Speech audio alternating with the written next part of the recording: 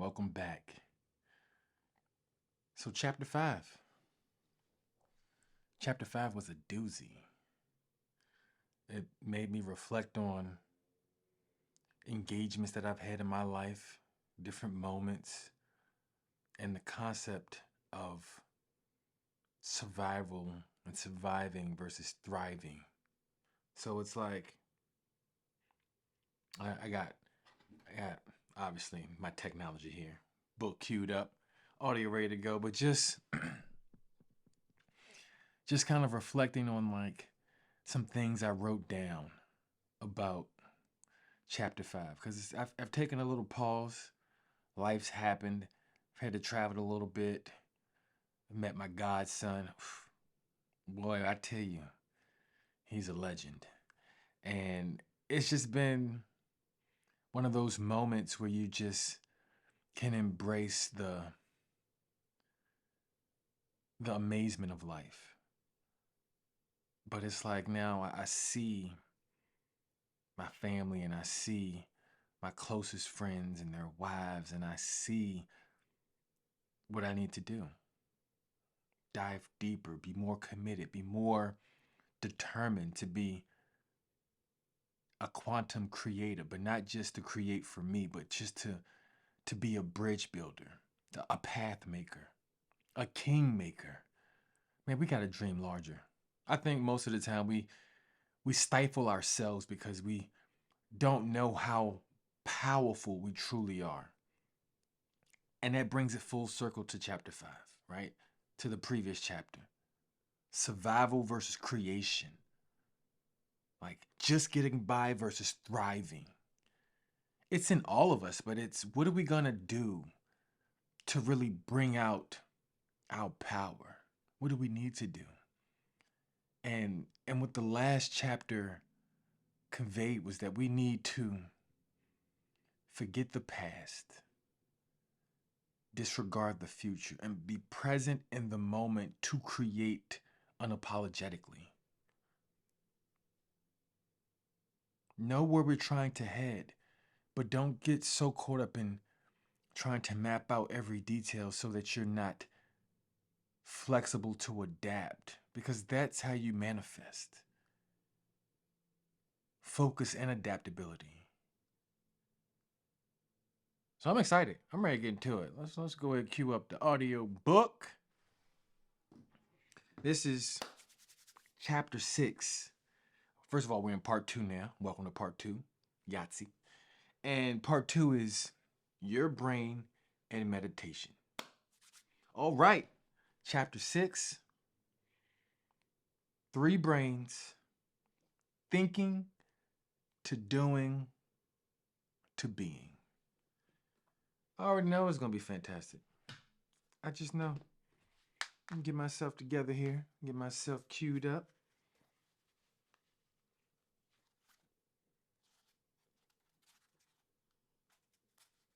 Yep. Mm. Sensational.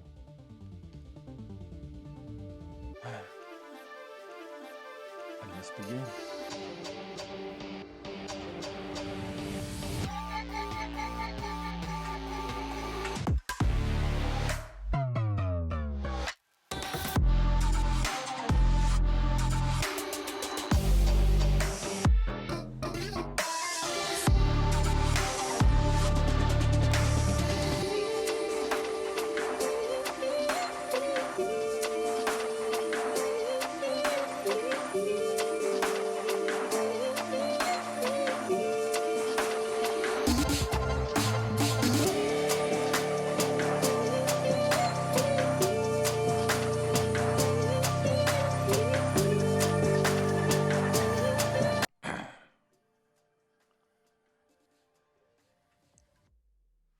Just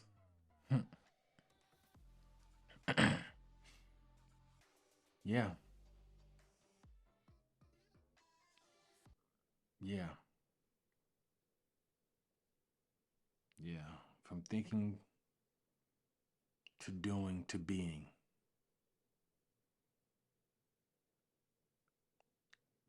Basically, this this last chapter is truly focused on moving away from the Newtonian model of cause and effect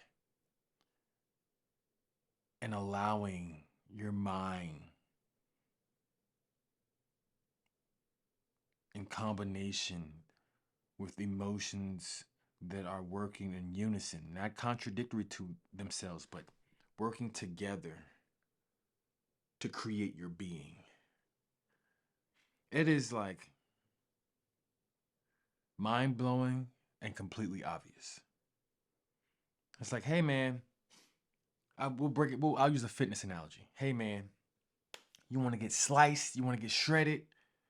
Your diet and your workout plan need to be on the same page for you to get sliced.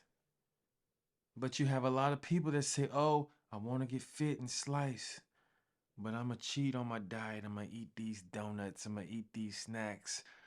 Just one meal here, just one meal there, just, a weekend here, binge drink there. Oh no, but a couple of days in the week, I'm on my plan, and they think that they were on their plan. No, you were not. It is a sum. It's an aggregate. The aggregate says, no, you did not. Your goal was not aligned to your actions. And at the core of this chapter, that is the basis. Let me just get to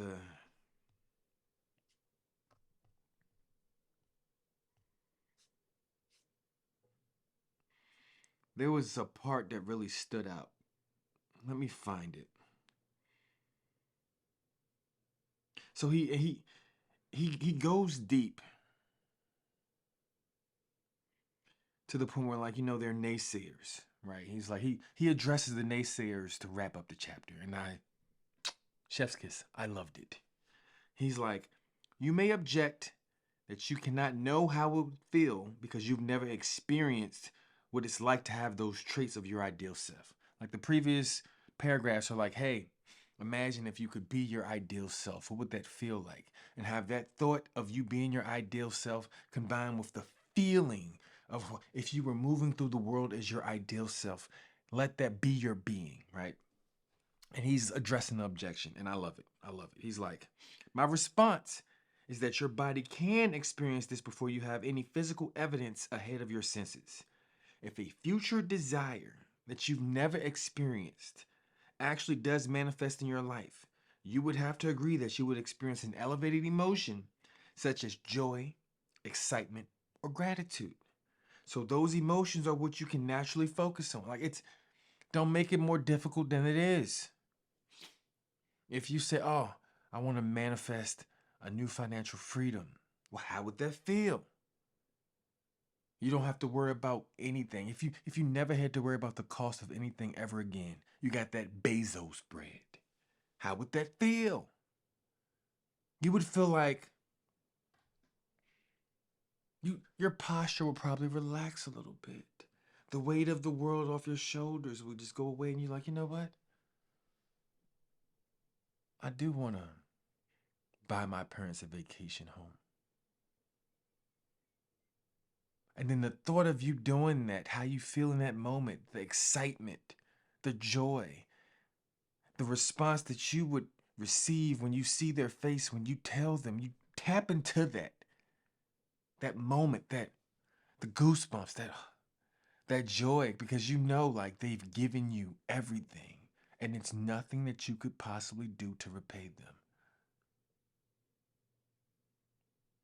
That happiness.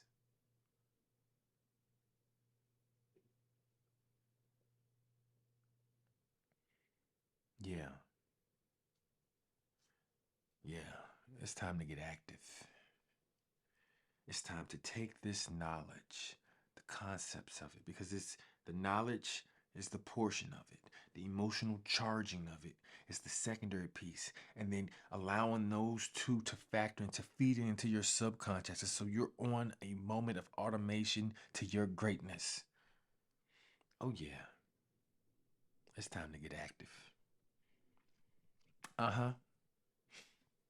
And it's time. Whew. I had someone ask me, like, it was implied. It was like, oh, okay, I can't wait to see your series, right? Manifesting. It's like, how do you, because I was always curious, like with Christian ideals, like, how do you manifest?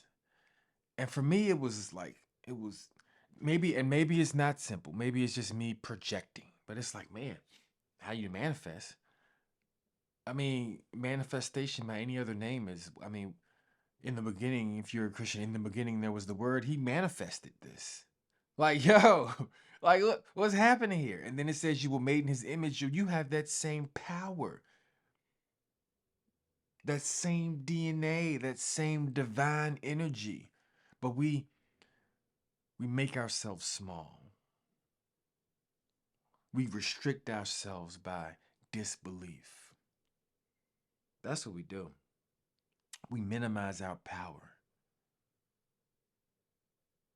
No, release yourself. Like, release yourself. Thinking,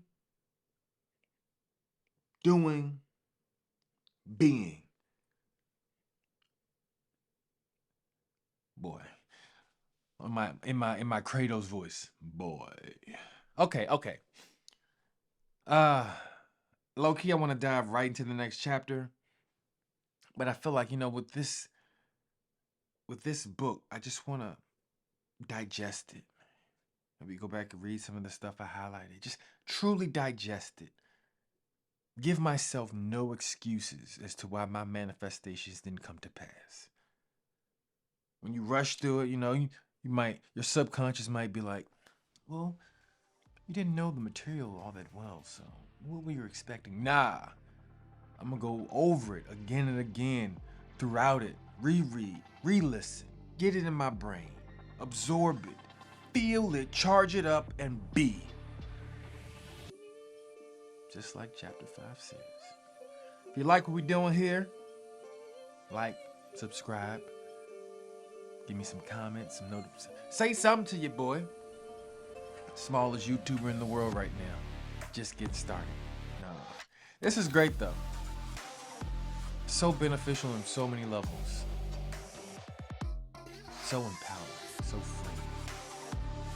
And I hope whoever sees this, I hope something clicked in your head. It triggered something in you that made you realize how great you truly are. Yeah. Until next time, holla at your boy.